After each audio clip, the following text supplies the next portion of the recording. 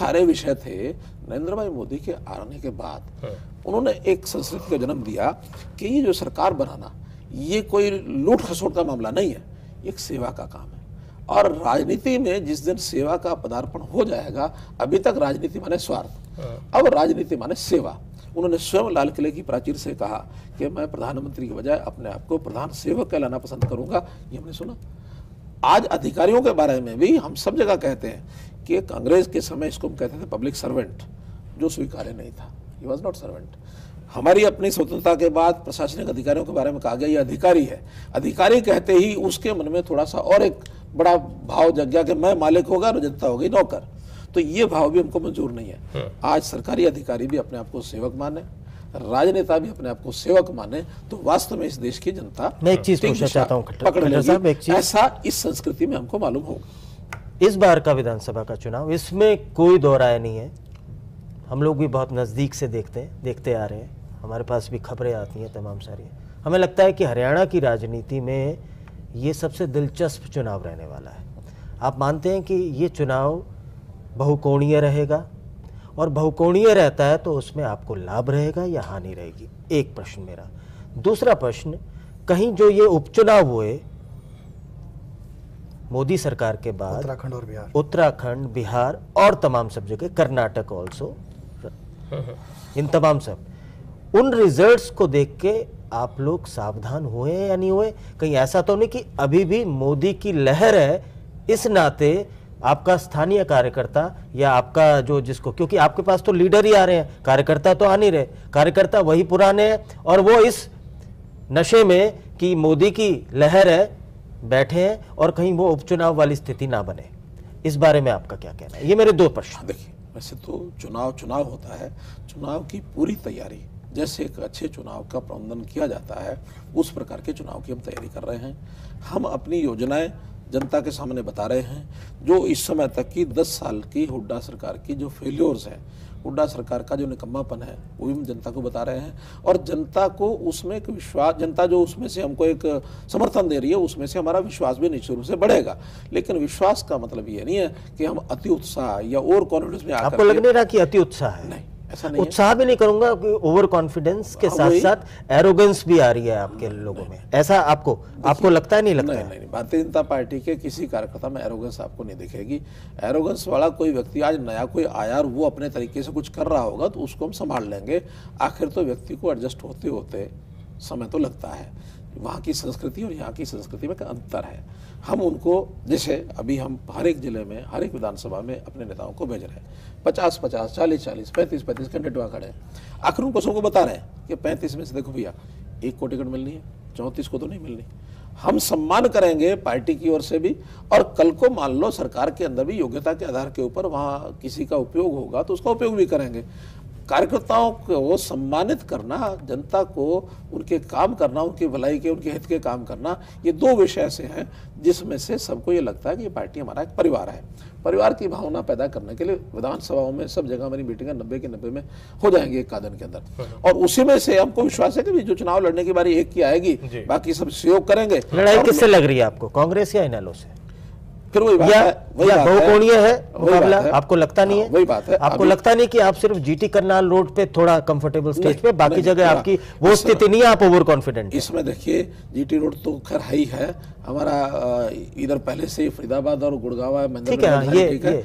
इस बेल्ट में जो हमारी पहले कमजोरी थी, हिसार में, सिरसा में, फतेहाबाद में, अब मैं कल टोहाना से आया हूँ। टोहाना के अंदर अभी आपने विजुअल दिखाया है, टोहाना के 600 परिवार शहर का, वो हमारे साथ जुड़ के खड़ा हो गया। पहले वो कांग्रेस का गढ़ माना जाता था टोहाना शहर, और मैं कल पहली बार महसूस कर रहा था कि अभी अब टोहाना की जीत की जो कुंजी है वो उन्होंने हमको पकड़ा दी है। उस ताले को खोलने की जो कुंजी, चाबी हमको दे दी है। इसलिए बहुत स्थानों पर भरपूर समर्थन। बहुत लोग फतेहाबाद के, हम जो फतेहाबाद सीट हमको कभी आती नहीं थी, एक बार आई चौधरी बलवीर सिंह जी समझौते के अंदर, तो एक आध बार जो सीटें जीती हैं वहाँ भी कंफर्टेबल। लिस्ट कब आ रही है आपकी खट्टर साहब जी?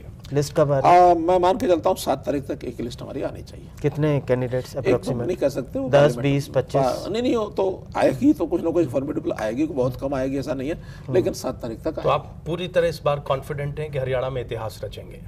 हरियाणा निश्चित रूप से भारतीय जनता पार्टी की सरकार बनेगी। पहली बार सरकार हरियाणा में भारतीय जनता पार्टी की बनने वाली है।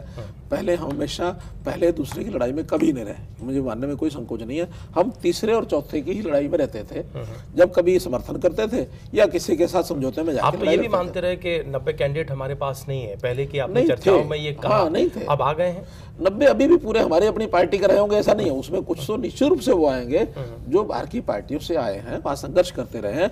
आखिर उनको देखिए, हम दो एक्सट्रीम पर बिल्कुल नहीं जाएंगे। एक एक्सट्रीम ये है क्या कि जो बाहर से आएंगे हम किसी को टिकट नहीं देंगे, एक दूसरा एक्सट्रीम है जो आएंगे हम सबको टिकट देंगे, ऐसा नहीं है। पार्टी की आवश्यकता के हिसाब से, वहां की जनता की मांग के हिसाब से, पार्टी की विचारधारा में विश्वास रखने वाले आज जबकि खट्टर साहब राजनीति को सेवा बता रहे हैं, ऐसे में सेवा करने वालों की कतार इतनी लंबी क्यों होती जा रही है, जबकि आप राजनीति की शुचिता की बात कर रहे हैं? अभी सब ये सेवा तो घर बैठकर या अपने समाज में छोटे लेवल पे हो सकती है। अभी विधानसभा पहुंचकर ही जनता की सेवा की जाए, इसके पीछे क्या? और इसमें ये डर भी दिख रहा है कि सेवा कब संघर्ष में तब्दील हो जाए। दो बातें। पहली बात तो कि सभी अब सेवा के मूड में आ गए हैं जो आ रहे हैं, ऐसा मैं बिल्कुल नहीं कहता। आज ही आपने की 34 साल हो गए, सबकी बात के भी हाँ सब सेवा के मूड में आ गए, ऐसा बिल्कुल नहीं है। जो लोग बाहर से आए हैं वो अपनी इच्छाएं लेके भी आए होंगे, अंदर वाले भी। दूसरा, अंदर वालों के लिए भी अपना एक टारगेट, अपना एक लक्ष्य। आखिर वो लक्ष्य ये है कि इस सारे सिस्टम को संभालने में सेवा भाव जगाने का काम इनका करना तो पड़ेगा ही, क्योंकि आज तक कांग्रेस ने जो संस्कृति पैदा की है, राजनीतिक संस्कृति, उससे बिल्कुल सहमत नहीं है। उसमें आए तो कुछ लूटना, कुछ खाना, कुछ कमाना, कुछ अपने रिश्तेदारों का, अपने निकट बंधुओं को, उनको सबको उठाते रहे। हमारे सामने पार्टी के विचार के नाते पंडित दीनदयाल जी ने अंत्योदय का जो एक टारगेट दिया था कि अंतिम का भला ये हमको पहले करना है, जो सबसे अंत में मोदी जी उसका भला करना है, तो वही सेवा है। मोदी जी आएंगे उसमें हरियाणा में कैंपेन करने? आएंगे, हर एक प्रांत में जाएंगे, हर एक प्रांत में जाएंगे। पार्टी की आखिर जो रैलियां होंगी, चुनावी रैलियां, उसके अंदर अब कितनी रैली होगी अभी नहीं कह सकते, लेकिन सारे प्रांतों में जाना चाहिए। बीजेपी आजकल फेवरेट पार्टी है हरियाणा में, इसलिए शायद नेता आ रहे हैं। कल एक बड़ा बयान आया, पीके चौधरी साहब ने ये कहा कि 5 करोड़ का ऑफर दिया जा रहा है विनोद भ्याड़ा की तरफ से कि मुझे बीजेपी में शामिल करवा लो। क्या आप लोगों को इस तरह के उदाहरण मिल रहे हैं के तौर पे कि इस तरीके के उदाहरण नहीं है? अब ये ठीक है, आने वाले सब पहले भी आए हैं, आगे और भी आएंगे, लेकिन इस प्रकार के कि भी हमको शामिल कराने के लिए रुपए ले लो, ये रुपए या तो किसी के पास इतने फालतू होंगे कि भी यहाँ बाहर चला जा रहा, या वो यहाँ ला करके क्या यहाँ से निकालने वाला है वो, इस प्रकार की बातें सब बेबाक बातें। अमित जी ने एक छोटा सवाल पूछा, जवाब गौण रह गया, आया नहीं। आप चुनाव कैसे लड़ेंगे जबकि इतनी महंगाई का जमाना है, चुनाव में खर्च इतना इफरात होता है, और आप कैसे लड़ेंगे? आप तो सन्यासी आदमी है। अगर पार्टी मुझे इस तरफ बढ़ाती है तो ये चिंता भी पार्टी की है, पार्टी कैसे लड़ेगी, एक बात। दूसरी बात, इस प्रकार के महंगे चुनाव में मेरा कोई विश्वास नहीं है। हमने सस्ते चुनाव, कुछ अलग उदाहरण पेश करेंगे, सस्ते चुनाव भी हमने देखे हैं। एक बार कर्नाटक का मैं विषय बताता हूँ, मंगलूर नाम का एक जिला, वहाँ हमने 10 सीटें ऐसी चुनाव की लड़ी, योजना पूर्वक लड़ी कि हमारा जो पार्टी का संगठन है उसी आधार पर लड़ेंगे। चुनाव आयोग ने जो निर्धारित किया हुआ राशि निर्धारित की हुई है उसके अंदर चुनाव लड़ेंगे, उसके बाहर नहीं जाएंगे, और उन 10 में से अधिकांश हमने जीती। क्या खट्टर साहब वो तमाम सारी चीजें नहीं करेंगे? दारू का बटना, पैसा बांटना, कोई वो तमाम सारी, क्या आज हरियाणा के दर्शकों को हरियाणा का नंबर 1 चैनल पे 14 के चक्रियों में बैठ के क्या आप ये आश्वासन दे सकते हैं कि मनोहर लाल खट्टर वो तमाम सारी चीजें जो हरियाणा में प्रचलित है चुनाव के वक्त, वहां के जिसको कहते हैं कि कल्चर का पार्ट हो गई है, दुर्भाग्य से वो मनोहर लाल खट्टर नहीं करेंगे, भले बाकी 89 लोग करें।